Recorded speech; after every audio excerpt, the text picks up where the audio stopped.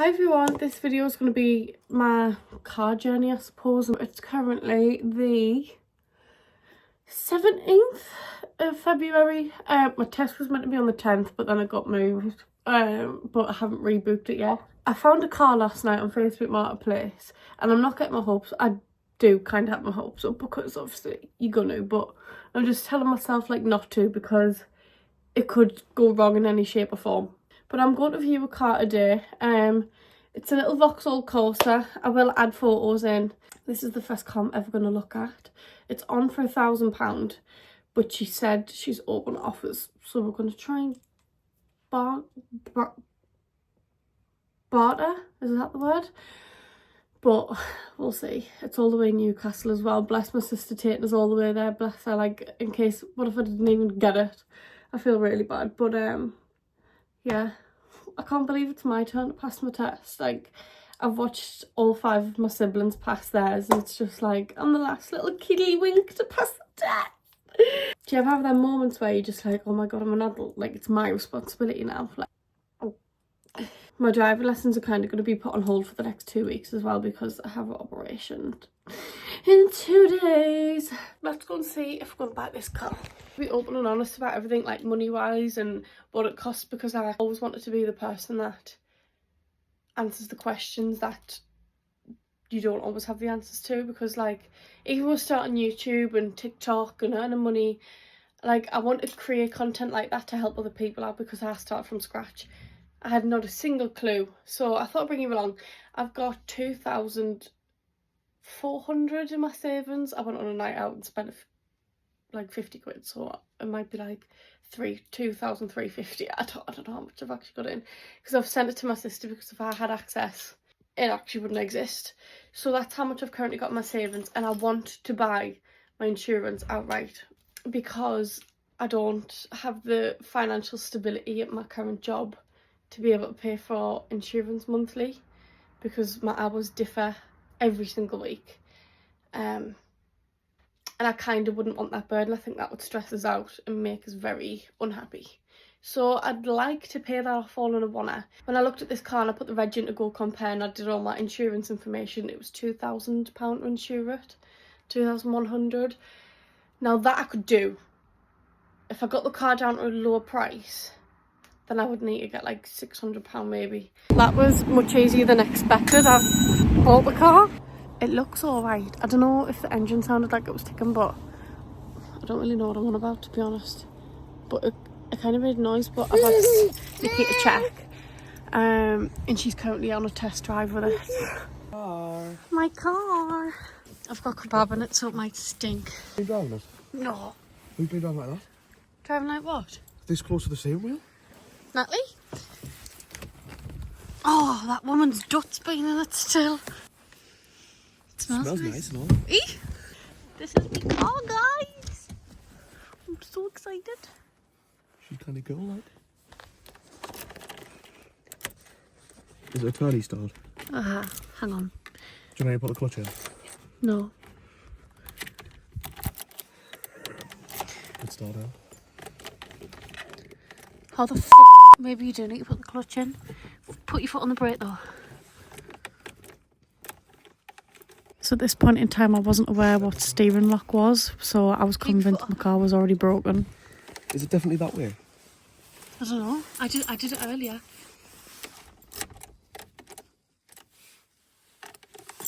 No, she's not starting. What have I done? No, do you jump off? What have you done? I haven't done anything. Right, now it's hanging off it, so let's jump in. Struggling to start the car. She's getting worried, I can tell by her face. I'm not worried. I'm annoyed. Silly. Has Natalie managed to start it? Why, I was getting from A to B. So it turns out it had steering lock on, which I didn't know was a thing, so that's why it wasn't turning on. Nick, you got some flowers and there's some kebab meat there for you. Oh, maybe have an eat as well. Champion. Eek! Look at We'll have little dates in the car just to get food delivered and sit in the car and eat it. Oh, sit at the beach. How cute! I feel like I've entered my new era of life. Oh, what the I just drove us to Durham and then bought some stuff for the car. I'm trying to get this little bumper mark off.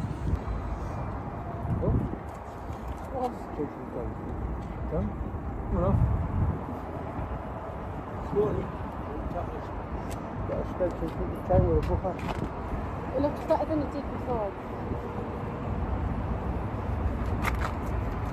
Jump on and quickly give you a little chat on what everything went down with the car, because it's been a month since I've had the car and I kind of didn't even give you the lowdown on how it all happened. So yeah, I seen the car on Facebook Marketplace. I was looking between that and Auto Trader, but Auto Trader just seemed like just a chunk of scrap metal, to be honest, spares and repairs. And I was just like, this isn't getting us very far. And if it wasn't scrap metal, it was cars that were bank loan worthy.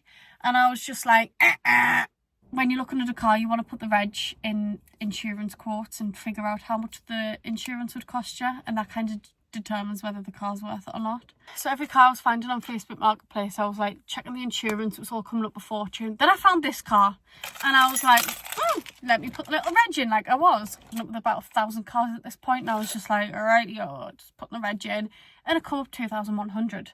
Now, at the start of September, I had £0 saved for a car, and I thought, gonna have to get my act together because 8 hours at Wetherspoons isn't gonna buy me a car. So I had to find other jobs, but I stayed at Wetherspoons because I did love it and I didn't want to leave. I worked at Barclays, Tesco, and Wetherspoons, and social media, all within a month of each other. I stayed at Tesco the longest, but ultimately all these jobs helped us save for a car. I managed to save £2,600 in like 3 months and pay for Christmas, so not too bad. I think it's all just down to sacrifices. Or like, if you're looking to buy a car or whatever and you want some advice for in the future, my advice would be sacrifice materialistic things, because I think I'm a girl with a bit of a goal and I know what I want. And like, all this money I earned from Tesco and Barclays and stuff, I could have went on a massive shopping spree, could have gone on all the holidays I wanted to, but ideally I was like, I want to pass my test, I want to get where I need to be in life, and if that means sacrificing a shopping trip on PLT, then I'm going to have to sacrifice it, because at the end of the day, even if I did buy a boatload of clothes, where was I going to put it in the bedroom, which just affects my mental health because I don't like a messy bedroom. So it was all just about making sacrifices, and like, I've never really been materialistic. I kind of learnt a lesson anyway. Like, I got a bit of money when I was 16 and then I blew it all on literally nothing. Like, I've got 0 things to show for that money right now. So I just kind of learnt a lesson at a young age that like, spending a lot of money on all these little things that you really want doesn't get you very far. Doesn't make you happy. So I just saved all this money, bought a car. Insurance on the thing, it come up 2,100, and I was like, oh, that's the cheapest insurance I've seen so far. The car was up for £1,000, so that's 3,100 total, which means I was £500 away from being where I needed to be to entirely pay this car off. So slay. However, that 2,100 is given I've passed my test, but I haven't yet, so I knew the insurance would be a lot cheaper on provisional. This was the cheapest thing I'd seen the entire time I'd been trying to buy a car. So I was like, this actually might be doable. So the car advert also said open offer, so I was like, it might even be cheaper than 3,100, you know what I mean? So I messaged about the car, looked online at, so if you put the reg on Google, it tells you everything you need to know about the car, service history, MOTs, mileage, that kind of stuff. Everything you need to know, like logbooks, how many owners it's had, that kind of stuff. And it was looking pretty decent. The car's had 66,000 miles on, and it's 2011. And when I worked it out not long ago, a car this old should have done about 140,000 miles, but it's done 66, so it's not had much wear and tear. The service history is minimal. So yeah, pretty slay nipping car if you ask me. So I rang my sister up, we checked all the stuff online, and then we booked a viewing the next day. So we went through to Newcastle, we looked at the car, we felt like round all of these, checked the bonnet, make sure there's no like, we were checking like these to make sure there's no leakages like up here, checked the bonnet, listened to the engine. We were supposed to check underneath the car. I'm not going to sit here and say I looked underneath the car because we didn't, we forgot, but we knew we had to do that. And I was like, bought the car, didn't even look underneath to see if there's anything hanging off. But yeah, my sister test drove it, and the car was the daughter's car, and she was with her mum. The mum and my sister got in the car and test drove it, and my sister said to the woman, what's the lowest you take for the car? And I think the woman said 900. So my sister was like, right, okay. So then I was like, right, okay, £900, that's fine. Like, knocked £100 off. And then the mum went inside and my sister said to the girl, she put her on the spot, bless her, and she was, I know your mum's just said she'd take £900 for the car, but would you take £750? And I was like, and then the girl was like, I'll take £850. And I stood there and I was like, yeah, I'll pay it. I was willing to pay the grand. So yeah, we ended up getting the car for £850 now. For a first car, that is a bargain. I'm just waiting for something to go morally wrong. The car was taxed, but then obviously when it changes owner, you've got to re-tax the car, which I didn't actually realise. And I was driving the car around. I drove to Durham. We drove it back from Newcastle. I drove here, there and everywhere. And the car wasn't even taxed. And I was like, oh, whoops. The MOT's due in June. Oh my word, that is so soon actually. That's not even funny. I'm due to go on holiday in June as well, and if I've got to pay for any damages in this car, I will actually cry. So then I had to insure the car. I paid it all off for like the year as provisional insurance. It was £429 and I went with Collingwood because that was the cheapest. Comprehensive insurance.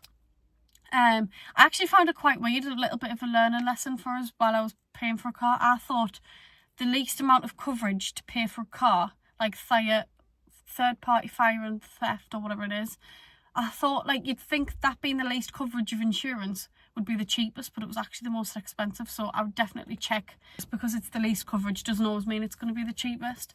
So I got comprehensive insurance. I took my savings down even more than I paid for the tax, and I took £50 out of my savings to pay for £50 worth of being cleaning products for the car.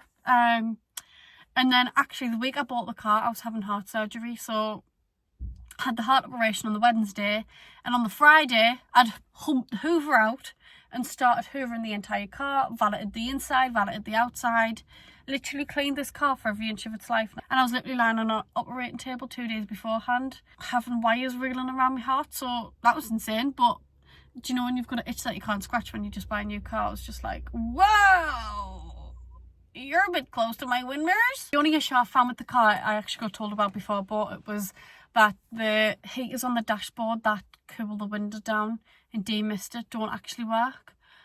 Which I only come into an issue of last night.